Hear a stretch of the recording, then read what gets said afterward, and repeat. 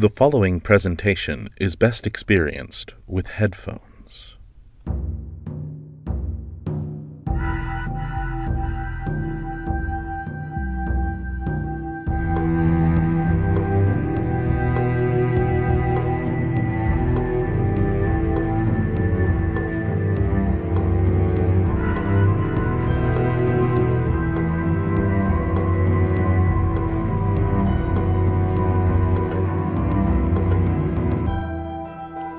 Greetings, honored guests. I'm so happy to report that the voices and clatter have stopped. The house has been quiet for many days. At times, I think it to be too quiet. But perhaps I am only superstitious. Today, the circle is meeting at the waterfront. Right this way, we will be with the circle short... Oh, I'm sorry, dear guests. I thought I saw a figure just there at the door to the library. Hello? Hello? If you are lost guests, please make yourself known. Nemo! Nan? Nemo, leave them alone. Nan, where have you been? We have been looking for you. I can only stay a little. I have to go back. Back where? Just please stay out of the library. Stay out of the library, here, at the House of Branching Paths. Nan? We must take this news to the circle. Stay together. We are almost there.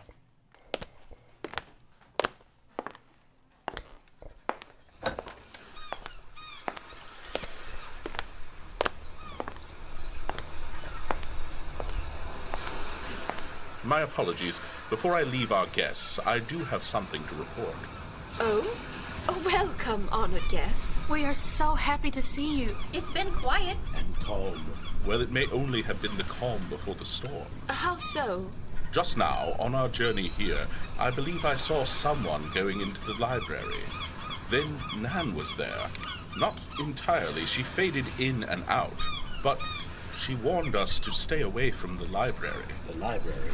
Why, that's the most visited room in the house. Everyone finds solace in the library. Perhaps I will go investigate our mystery guest. Please be careful, Nemo. And here I thought we were done with the mystery. Well, let's keep our hopes up. It could be another house ghost. Oh, that would make Nan very happy. Or maybe another traveler. Or another member. Let's wait until we hear from Nemo. We can't go spreading rumors about someone we haven't met. In fact, I think I see the flames agreeing. Ah, my friend, you are right. I do believe I see the crackle of a story on those flames. The fire burns bright, with stories ever knowing. A story where rumor abounds. And the truth was stranger than the fiction. Asteria, you mentioned this name before. They were beautiful parties. I wasn't close to him, but I jumped the realms just so I could attend in West Egg. We, of course, are speaking of the classic tale. By F. Scott Fitzgerald. Published on April 10th, 1925. The Great Gatsby. It was the spring of 1922. Nick Carraway had only moved to the Long Island village of West Egg a few weeks prior, but he was already starting to feel the routine of not only his life, but the lives of all those who came to West Egg. You see, there was a neighboring estate to Nick's, one that held lavish parties nearly every night, parties for the entirety of New York to attend. Nick hadn't a friend on the island except for his cousin, Daisy Buchanan, who lived across the bay in East Egg. But even though Daisy and her husband Tom were the only people Nick had dined with recently, he had seen droves of many more people walk across his lawn to his neighbors. These parties were all held by the mysterious owner of the adjacent estate, J. Gatsby. On one such night, Nick received one of the illustrious invitations to Mr. Gatsby's soiree and began on a journey he would not soon forget. As he walked the distance that spanned between his own bungalow and Mr. Gatsby's massive lawn, Nick began to do what he did best. Observe. I believe that on the first night I went to Gatsby's house, I was one of the few guests who had actually been invited. People were not invited. No, they went there. They got into automobiles which bore them down to Long Island, and somehow they ended up at Gatsby's door. As soon as Nick arrived, he made an attempt to find the host. Excuse me, but could you show me where Mr. Gatsby is? I haven't seen him in an age. Can't say that I have. No, I haven't seen it all. I don't think I know him. I haven't talked to him. No one knows him. Everyone only stared at me in such an amazed way, or denied so vehemently any knowledge of his movements, so I went on my way to the cocktail table. Nick was just about to give up on this event when he saw Jordan Baker stand at the head of the marble steps. Hello. I thought you might be here. I remembered you live next door. Right. You know Daisy. Oh, Daisy? Yes, we're good friends. Immediately, Jordan had to give her ear to a girl in a yellow dress who stopped at the foot of the steps. Hello, sorry you didn't win. Nick noted. Ah, she's talking about the golf tournament earlier. For Jordan Baker had risen to prominence in the golfing arena here. A bit of a crowd had formed around Jordan, with the recognition painting people's faces as they heard the girl speak about the game.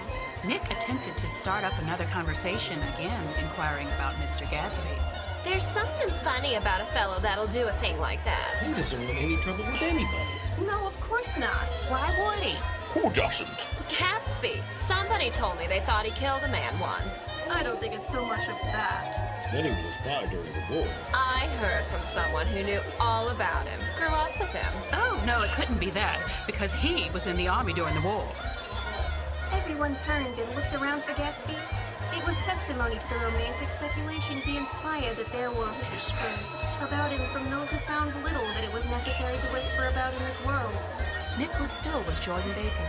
Jordan and I were sitting at a table with a man about my age. I was enjoying myself now. At a lull in the entertainment, the man looked at me and smiled. Your face is familiar. Weren't you in the 3rd Division during the war? Why, yes, I was in the 9th Machine Gun Battalion. I was in the 7th Infantry until June 1918. I knew I'd seen you somewhere before. Fancy that. Fancy this. I just bought a hydroplane. I'm going to take it out in the morning. Very fancy. Want to go with me, old sport? She's just near the shore along the Sound. What time? Any time that suits you best. This is an unusual party for me, and I haven't even seen the host. I live over across the lawn, and this man, Gatsby, sent over his chauffeur with an invitation. I'm Gatsby. What? Oh, I beg your pardon. I thought you knew, old sport. I'm afraid I'm not a very good host. And with that, Gatsby sauntered quietly away. When he was gone, Nick turned immediately to Jordan and demanded, Who is he? Do you know? He's just a man named Gatsby. Where's he from, I mean, and what does he do? Now you're started on the subject. Well, he told me once he was an Oxford man. However, I don't believe it. Why not? I don't know. I just don't think he went there. Anyhow, he gives large parties, and I like large parties. They're so intimate. At small parties, there isn't any privacy. Nick accepted this answer, but detected a knowing gaze from Jordan's face about answers Nick knew nothing of. And it seemed there wouldn't be any privacy for Gatsby either. Not with Nick on the trails of some greater purpose brewing for his neighbor. Tensions And suspicions steadily rose within Nick as he witnessed half-truths fall cleanly from Gatsby's mouth.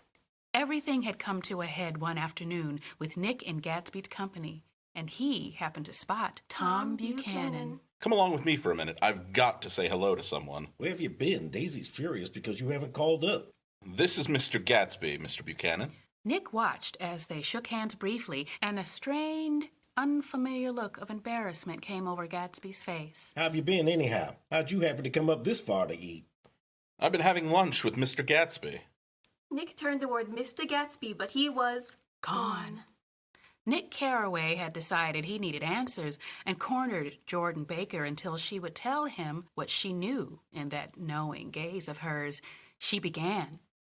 One October day in 1917, I was walking along from one place to another, half on the sidewalks and half on the lawns. I was looking around at the houses. The largest of them all belonged to Daisy Fay's house. I was just 18, and by far the most popular of all the young girls in Louisville. I dressed in white and had a little white roadster, and all day long the telephone rang in my house, and young officers from Camp Taylor demanded the privilege of monopolizing my nights. When I came opposite her house that morning, her white roadster was beside the curb, and she was sitting in it with a lieutenant I had never seen before. They were so engrossed in each other that she didn't see me until I was 5 feet away. Hello, Jordan. Please come here. Hello, Daisy. Are you going to the Red Cross to make bandages? I am. Well then, could you tell him that I can't come today? The officer looked at Daisy while she was speaking, in a way that every young girl wants to be looked at sometime. His name was J. Gatsby. And I didn't lay eyes on him again for over 4 years. Even after I'd met him on Long Island, I didn't realize it was the same man. And then? Well, after that, I didn't see Daisy very often. I went with a slightly older crowd. I was trying to dispel wild rumors that were circulating about me, however true they were. People were saying her mother had found her packing her bag one winter night to go to New York and say goodbye to a soldier who was going overseas. She was effectually prevented, but she wasn't on speaking terms with her family for several weeks. After that, I didn't play around with soldiers anymore, and in February, I was engaged to a man from New Orleans. That's when she married Tom Buchanan. With more pomp and circumstance than Louisville ever knew before. I've heard of the wedding. Heard he came down with 100 people in 4 private cars and hired a whole floor of the Seelbach Hotel. Mm-hmm. And the day before the wedding, he gave her a string of pearls valued at $350,000. I was a bridesmaid. You were there? I came into her room half an hour before the bridal dinner and found her lying on her bed with a bottle of Sauterne in one hand and a letter in the other. Congratulate me. Never had a drink before, but oh, I do enjoy it. What's the matter, Daisy? Here, dears. She handed me the string of pearls after fishing them out of her wastebasket. Take 'em downstairs and give 'em back to whoever they belong to. Tell 'em Daisy changed her mind. Say Daisy's changed her mind. She began to cry. She cried and cried. I rushed out and found her mother, and we locked the door and got her into a cold bath. I wasn't going to let go of my letter. I took it into the tub with me, and I squeezed it up into a little wet ball. She didn't say another word. Next day at 5 o'clock, she married Tom Buchanan without so much as a shiver. And then that next April, Daisy had her little girl? And they went to France for a year, went to Chicago, and then here. About 6 weeks ago, she heard the name Gatsby for the first time in years. She overheard the name? Who wouldn't? She came into my room and said, "What Gatsby?" And when I described him, she said in the strangest voice, "It must be the man I used to know." It wasn't until then that I connected this Gatsby with the officer in a white car. It's all a strange coincidence. But it wasn't a coincidence at all. Why not? Gatsby bought that house so that Daisy would be just across the bay. Nick began to understand Gatsby's purpose. Gatsby has only thrown all those lavish parties in hopes that Daisy might one day walk in. Jordan broke Nick's line of thought with a new query. He wants to know if you'll invite Daisy over to your house some afternoon and then let him come over. But it would be more than just an afternoon. The end. Maybe the flames are telling us we've got a regular Gatsby in the library. I hope it is that simple. Whatever or whoever it is, we will find out together. You're right, Lana. Honored guests, I see Nemo has arrived.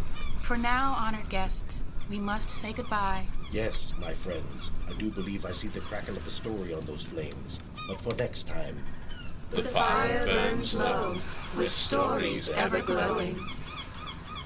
Right this way, my guests. We're going to avoid the library for now. Right this way, we will exit near the aviary. I do hope the House of Branching Paths can be at peace soon. No, let them go. Goodbye. See you next time.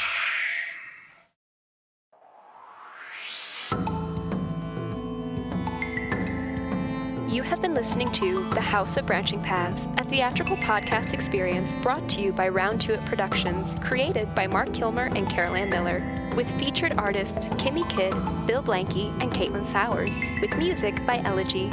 For even more content, join us on our Patreon, or for more stories like these, be sure to visit your local library. Thank you for joining us, honored guests, and remember, the fire may burn low, but the stories are ever glowing.